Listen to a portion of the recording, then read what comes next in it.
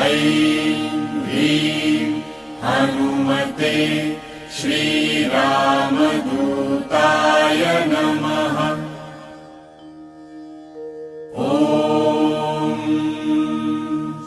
ऐं ह्रीं हनुमते श्रीरामदूताय नमः।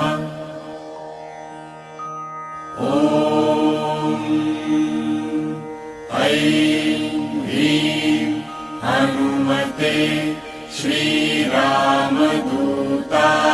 नमः।